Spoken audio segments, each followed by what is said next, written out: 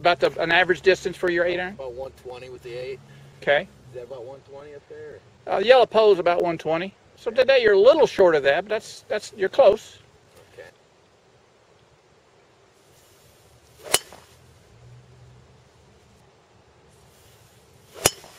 Oh, very good. Is that one of your better ones? Yeah, it's better.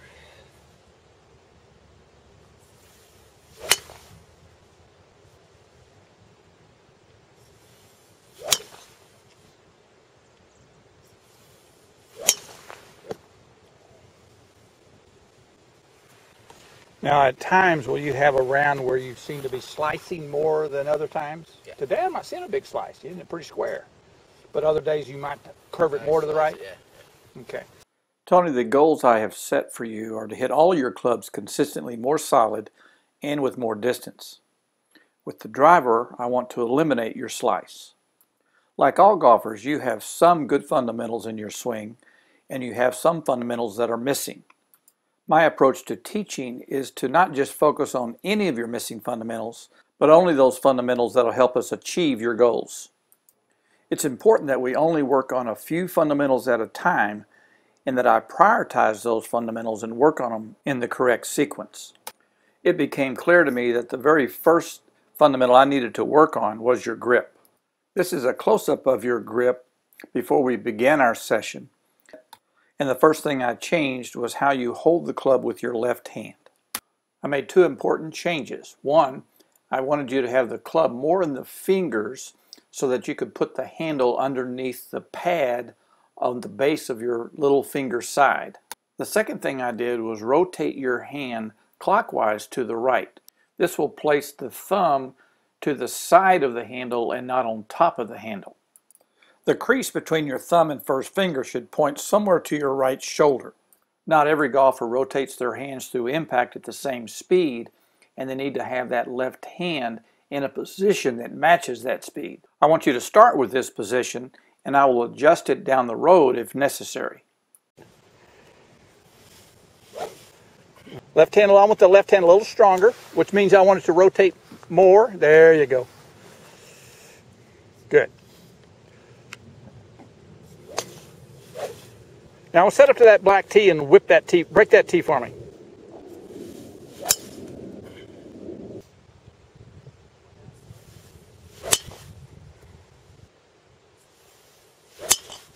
As you practice this, you've got to practice this. Again, you're going to continue to hit random really, oh man, look at that. That really went good. Oh, I just dumped that one. Oh, that really good. Dump, dump. Good. Oh, dump, dump. That's going to go up and down, up and down. But the more you practice, the more this is going to get comfortable, the more the good ones are going to start to show up. We just can't go backwards. We just can't go back.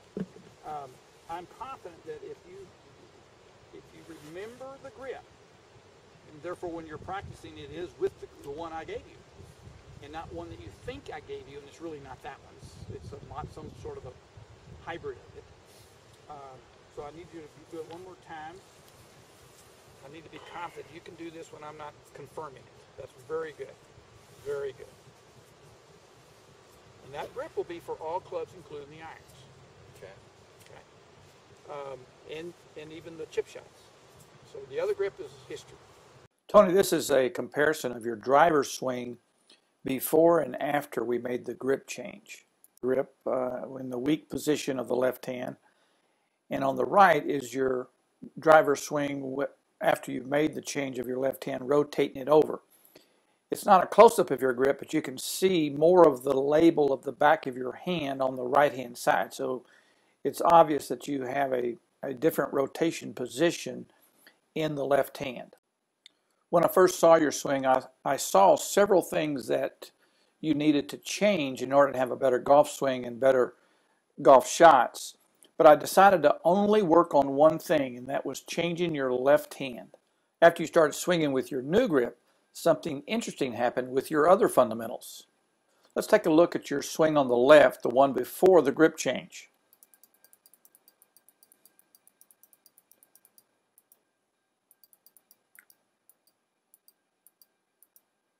Here we are at the top of the backswing, and notice a couple of different things here.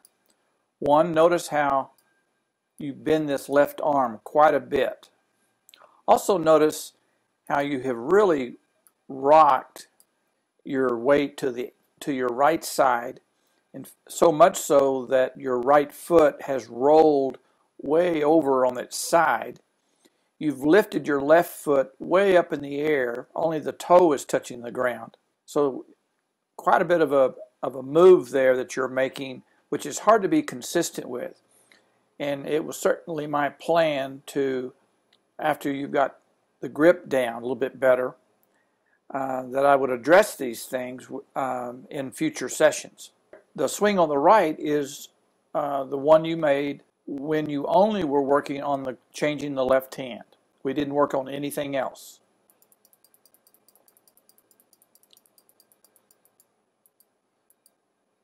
For some reason, that grip change created changes other places in your body. Look how straight this left arm is. You have a strong power angle there, and that's pro-like. That's the position you're going to see the PGA players in. Good shoulder turn, good extension in the left arm, nice wrist cock. You have more than a 90-degree angle in your wrist. Very good. Also notice how you are not lifting that left foot off the ground. Now, there's still some work we need to do on that. I would like to see a little bit more flex in the knees a little bit. And there'll be other little adjustments we'll make. But it is interesting how just making the grip change facilitates making other important fundamental changes. Now let's look at you get into the impact zone as you come down toward the ball. Notice how your arms are bent in both elbows quite severely here. Now your other swing, you have a little bend, but not near as much bend in those arms. So you're much more extended in your arms through impact. Also, you can see a little bit more of an angle here. What do I call a power angle? You're bracing yourself better, and you're shifting into your left side better with your new swing. As you go through, you have a fairly good straight right arm here. Here as you go through, everything's bent up a little bit. So just making the grip change helped make other fundamental changes as well. So do a couple of practice swings, but I want you to feel like you're going to stay flat-footed in your backswing. Okay, good. Good. Now, there are some very specific body positions I'm going to want to put you in as I continue to work with your swing. But right now, I'm going to go very slowly. So I want to first see how well you hit irons with the new grip. So the only thing I'm working on right now is staying flat-footed.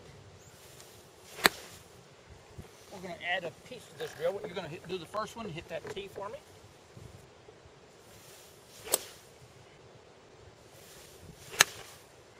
We're going to do a drill. Drills are very common in teaching to isolate a particular movement, and you do the drill to learn that one little piece. You're going to set up, and you're going to put just a little more weight on your left foot. You can almost, and all you're going to do is go to here and kind of punch the ground. And you're going to take it back without any, watch, if you look at my feet, my big toe is still has more pressure on it than my little toe. So when I'm here, I've still got more pressure on my big toe than my little toe. So you've got to learn how to go from here to here without doing this. You're keeping your feet flat, but you still have your knees kind of doing that. And I'm seeing this foot roll to the little toe.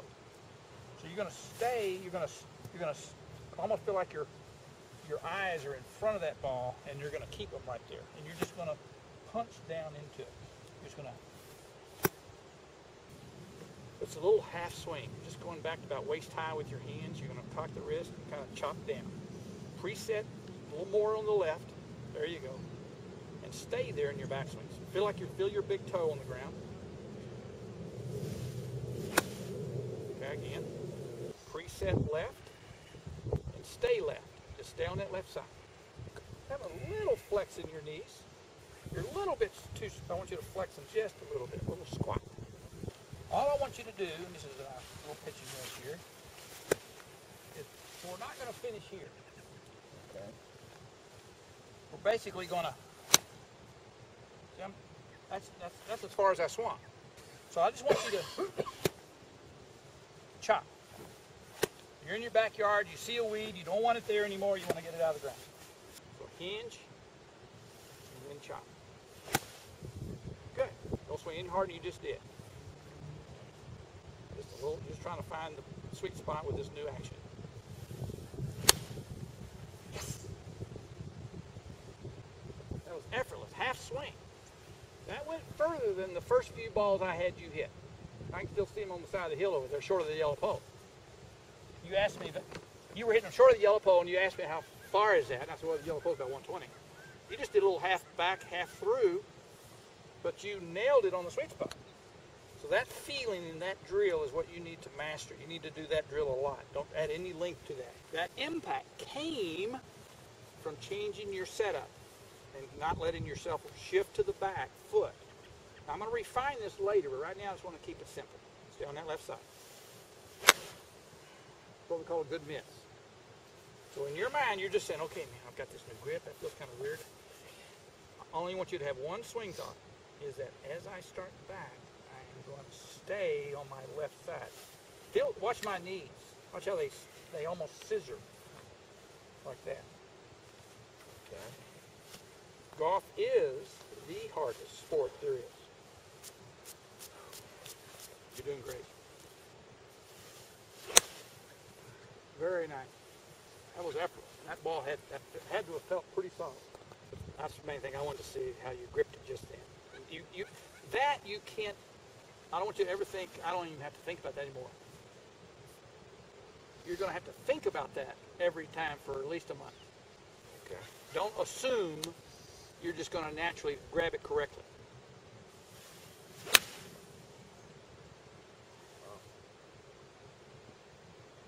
What club is that? 8. The swing you hit first before I started adjusting it, that 8-iron was going shorter than that last one. You were not reaching the yellow pole, and that was a full swing. Now I'm just having you do this little half swing drill, but you're compressing the ball back. And it's got a little draw.